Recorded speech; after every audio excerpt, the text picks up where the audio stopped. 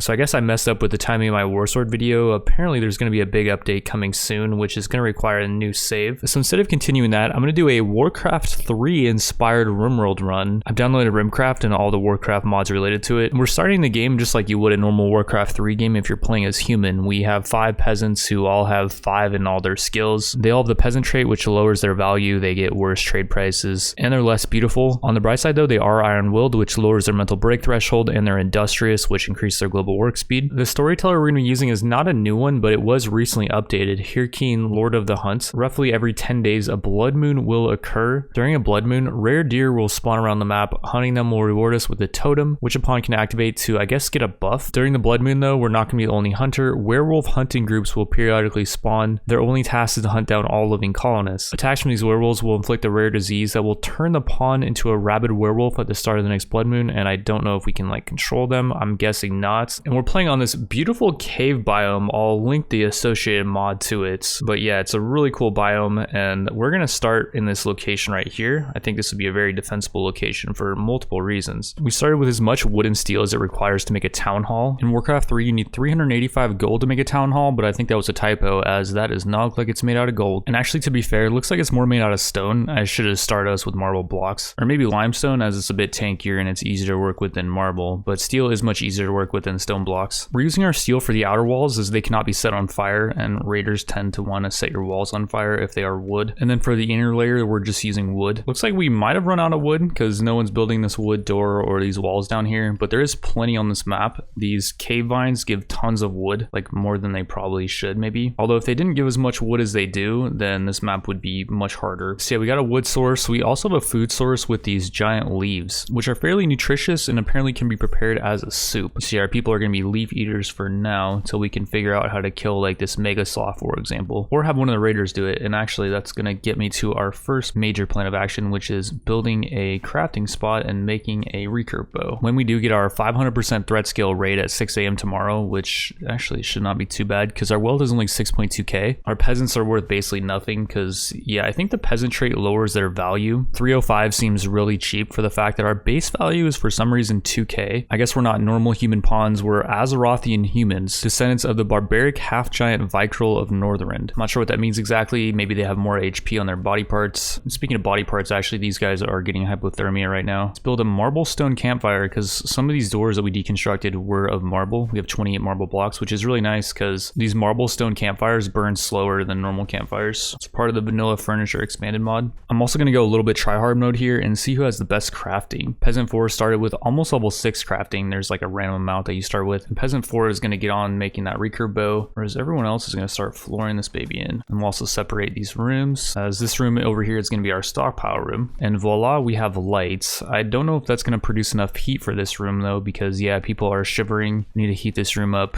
to like 60, I think. Being that everyone's naked, their comfortable temperature range is 61, which, okay, it's 68 now actually in here. It's pretty good. It's 57 outside. So yeah, the hypothermia should start going down. Yeah, okay, cool. And yeah, people are relaxing socially. Now is not the time to relax, guys. We got a raid coming soon, and unless you want to fight the raiders off with your bare hands, we need to get to work on making some traps. And so everyone for the most part is going to start clearing out these cave vines and building spike traps. We still do have quite a bit of time. It's 3 p.m. right now. We're getting raided in 15 hours, I think it is, till 6 a.m. We also had Peasant 4 make the bow, and then he made some ammo as well. Unfortunately, he did make a poor bow. With this 5 in crafting, there was a 34% chance it was poor, 47 that it was normal, and 14 that was good. So we got kind of unlucky there. Got like the 1 in 3 roll there. But yeah, we're gonna have Peasant 4 equip the ammo, and we're gonna have him start taking on this mega scarab before it decides to go rogue and start attacking our traps. Maybe it'll just run right on out of here. That wouldn't be bad. No, it doesn't have an escape route. I think it might. Oh, it revenged.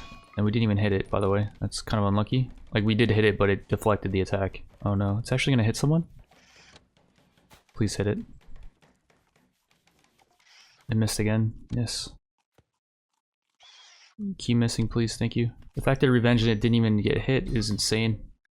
Like, it blocked the arrow because it's Neo. I guess. We killed it, but it did get some hits off on Peasant 1. All right, well, we're gonna have to tend those wounds without medicine. There's a pretty good chance they actually get infected, and if they do, I think he's dead. We're just gonna chalk that down to some really bad RNG. The fact that the arrow shot does not pierce the... I guess they have 72% armor. I did not know that. 46% 10 though, that's not bad with 5 medical, with no medicine. And yeah, we do have a Mega Scarab that we can now butcher, which is nice. People are getting pretty hungry as well, so we're gonna butcher up that Mega Scarab. Looks like Peasant 3 consumed some leaves while I was not paying attention, but everyone else has pretty low food bars. Okay, it looks like some people are being bad little peasants. I forgot to restrict people to only allow them to eat meals, so they were eating like the leaves, I guess. Ate raw food for -7. Yeah, that's your fault, dude. It's a waste of nutrition as well to eat the raw stuff rather than making the meals. And why are people not doing anything? Go chop, guys, go chop. I mean, I understand they're hungry, but you guys can come back for food when it's ready, which it's actually gonna be ready right now. So it's noon on day 1, and the Shek came in at 6 a.m. They're gonna be going for our traps. This dude in the front is actually tough, I believe. Yeah, this dude that's tough. Holy crap, he tanked a lot of traps. That's like 150, 300 wood right there just for that guy. This dude's got a short gun as well. Hopefully he dies to... Okay, he doesn't die. I thought there was no way that 2 dudes survived that, but Shek do have 30% built-in armor. Plus they have what looks like 50% more HP on their body parts. 60 on the torso is very tanky. Normal humans has 40. And yeah, this dude's gonna bleed out in 9 hours, but in the meantime, he's gonna try to run us down with his short gun, which has good armor pen. We do not want to mess with that. We could for sure have this guy go down if he does chase us, because he will eventually get blood loss. And yeah, you guys just keep running this way. Just kite him. Oh, this guy's trapped back here. Oopsies.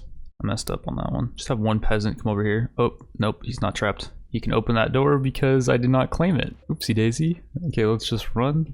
The gun does not have enough range to reach our peasants, which is great. And yeah, all the while we're doing this guy's bleeding out. He's got 7 hours left. And yeah, when he does go down, we'll get some free gear. I don't know if we want to capture him because he's not that good at combat. His stats don't look especially good from what I can see.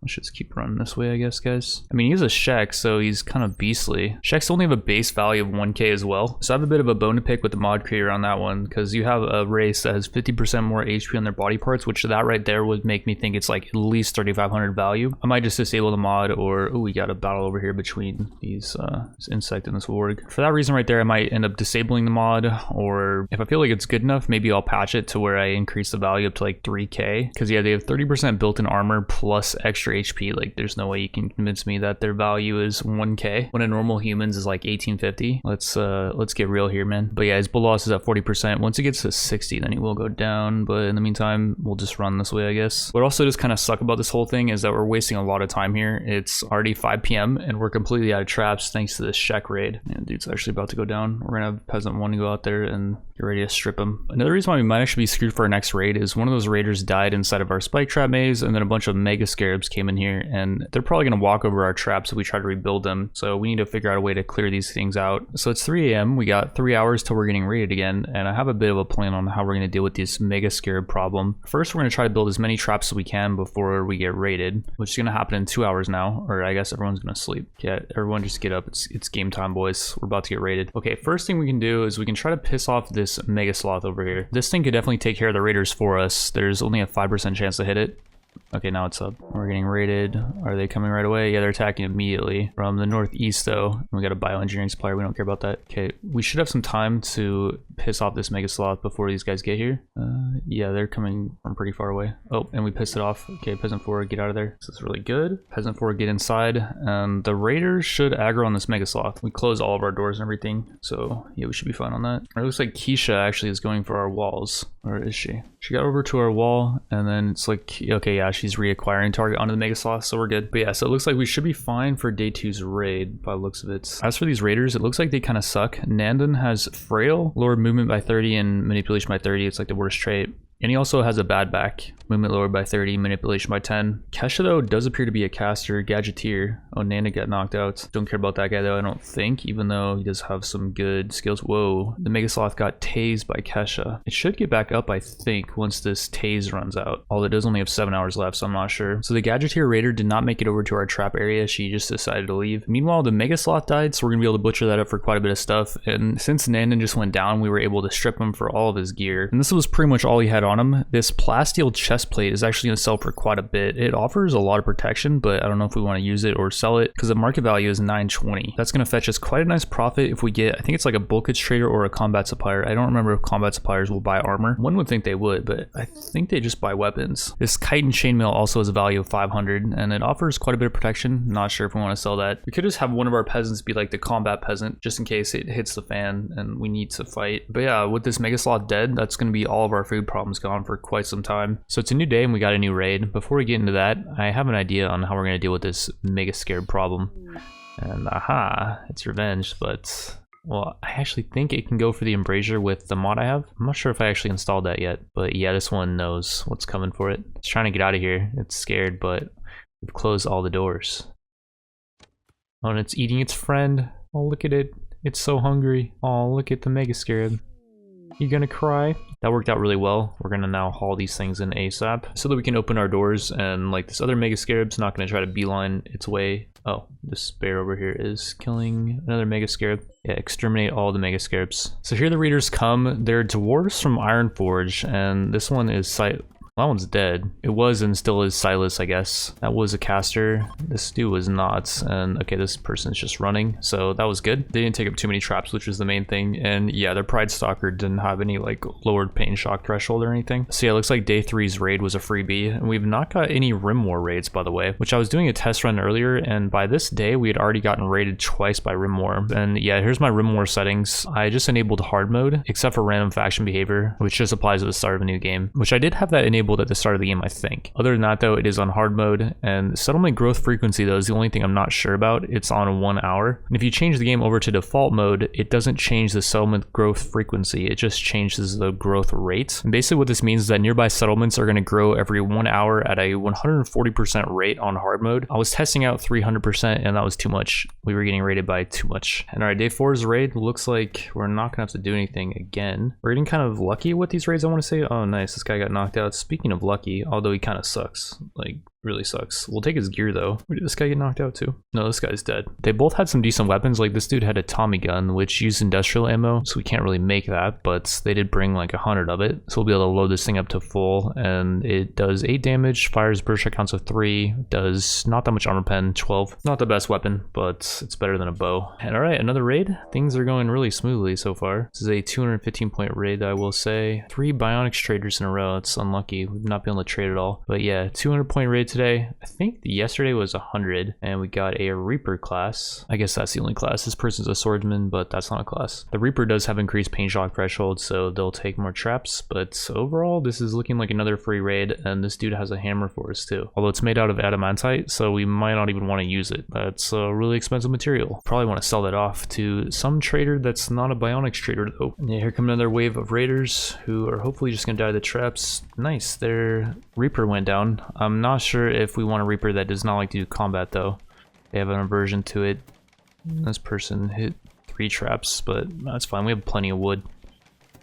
This dude, I'm surprised he actually didn't run there after his friends died. But yeah, the question is now, do we want to pick this dude up? I really don't know if we want to capture this person because they have aversions to melee, meaning they learn it at 25%, and when they do it, they get a mood penalty, and then they have aversions to shooting as well. Just a minor one, but they still do get mood penalties for shooting. That's pretty useless when you combine it with a class that lowers aiming time, increases melee hit and dodge. It may seem kind of picky to not pick them up, but the more people we do recruit, the larger our raid size is going to be. I will say Dre and I do have, what is that, like 20% more HP on their body parts, 8 more than a normal humans on our torso. But yeah, I think we just let her die. If she did have passions for combat, we would have saved her. Do also keep in mind the Storyteller halves our population limit, so it's going to be in our best interest to be more picky with who we pick up, because yeah, half population limit means that the Storyteller is going to try to start killing people off if we have too many, which already we have 5. That's quite a few. So we're getting 3 different raids: RimWar, daily raids, and then the Storyteller raids. And I believe this is our first Storyteller raid. It's only sending us 1 dude, and I don't think this guy can get killed. He is a shaman class, but shaman classes are not, yeah, he didn't die. They're not especially good at doing what he likes to do, which is mining, planting, and he's better at taming and training animals, but does not like to do it, has 0 in it. It's odd too, because he's an animal lover, but has a major aversion to animals. I will say it was nice of him to bring us some silver and some smoke leaf, but yeah, I think we're just gonna strip him.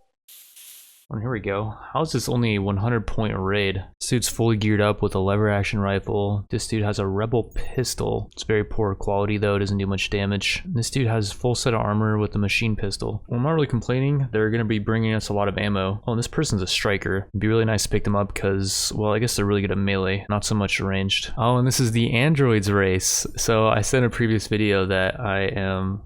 Okay, we got a black box in here. It creates an enormous explosion upon death. The reason why I reinstalled this mod is because people were saying it's kind of a fluke that I got those black boxes, like they've never seen them before. But yeah, 2 of these guys have those, and then this person has a construction module. Increase their construction and mining speed, mining yield. They don't like to do that stuff though, really. We sent out Peasant 4 to hopefully aggro this Mega Sloth and be able to run away from it. Nice, he aggroed it, now run. This one's actually really fast. It's got 114% speed genetics. So we're gonna try to close this door as soon as we get over here. A nice, perfect timing actually. These guys are beginning their assault. Door close. Cool. Gonna be on the door, but don't think he's gonna be able to get in. Hopefully. Prepare the door. Nice. Alright, get inside. Nope, can't have that meal, sorry. I know you've been sitting in our area. Okay, here we go. Please kill this thing and then have it. Honestly, if it, I don't know, I'll save and then you guys can see what a black box does. But okay, there's one more thing we could do before we give up and just like delete this raid. We're gonna Peasant 4 go out the right side of our base. Psychic drone, it's fine. We're gonna let them have a way into the base on the right side of our base, and then they're all gonna come back around on this right side, which is gonna give us some time to, well, have this person start bleeding out more. Can also put this fire out, and yeah, mainly it's just gonna give us some time to kind of plan some way of dealing with these guys. Problem is this person's way slower than the other androids, so we gotta wait for CNN to get all the way over here, and then we can maybe aggro like this grizzly to her. We can piss it off and make it manhunter, and same with this org too. Alright, so we close this door on the east. I think these guys, what's CNN doing? Not really sure. I think they should oh yeah, she's coming back around. We're gonna try to piss off like this grizzly, which has a manhunter chance of 42%. So org has a chance of 62. You'd like to piss off both of them, but let's just go for the grizzly first. Please get pissed off. It's running. Oh, we hit it, but it didn't get pissed off. That's unfortunate. Piss off this org then, I guess. Meanwhile, these guys are coming over for, oh, here we go. We pissed this thing off. Very nice. It's going to be able to 1v1 the person that we hit earlier, which is nice. And there's no way into the base right now, but they do have a way to the warg, which is manhunting. Meanwhile, this warg is coming over here to take out one of the black box people. This person's a striker though, so I don't know if the warg beats it in melee. Okay, I have kind of a plan on how we can try to do this. CNN is kind of getting owned over here. Death in 5 hours, very nice. Meanwhile, Peasant 4 is going to try to aggro them to Peasant 4. Yeah, nice. This person's going for our traps. And we're about to see what happens with the black box. You guys can see in a second here. Not this person. Oh, they got knocked out. This dude is unfortunately going to probably kill the person who got knocked out though. Yeah, that's what happens. The only reason why it wasn't a bigger explosion is because it was contained by these walls. But yeah, overall, it's just a pretty stupid mechanic that we should not have to deal with, I think. Maybe we just roll with it. I don't know. Yeah, I think we're just going to roll with that result. We lost a few extra traps, but if possible, I'd prefer not to reload. So yeah, we're now just going to hope that Sionon goes down, which she does have 75% coolant loss. I think at like 80 or 90, she will go down. Might be 80. No, maybe it's 90 then. We're lucky that she's not leaving through this direction. And actually, Peasant 3 go that way. We need to catch her before it gets to 100. I think at 100 she dies.